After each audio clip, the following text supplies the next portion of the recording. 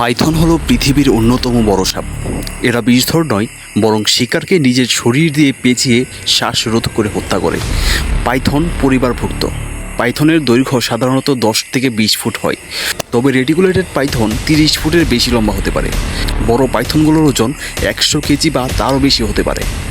আঁশযুক্ত বাদামি, ধূসর বা সবুজাভ রঙের উপর নকশা থাকে, যা লুকিয়ে থাকতে সাহায্য করে। খুব শক্তিশালী ও মোটা।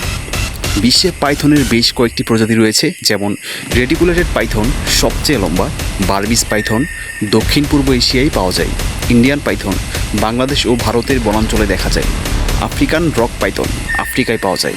খাদ্যাভ্যাস: পাইথন সাধারণত ইঁদুর, খরগোশ, পাখি, হরিণ, এমনকি মাঝে মধ্যে ছাগল বা বন্য শুকুরও খায়।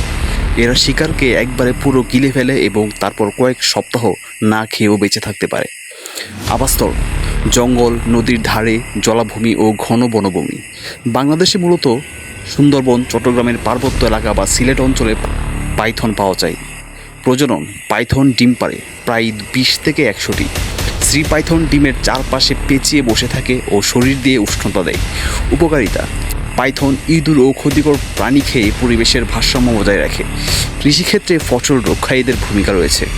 ক্ষতি বা বিপদ: পাইথন মানুষকে আক্রমণ করে না, তবে বিরক্ত করলে আত্মরক্ষার্থে কামড়াতে পারে। বড় আকারের পাইথন ছাগল বা গৃহপালিত প্রাণী ধরে নিতে পারে।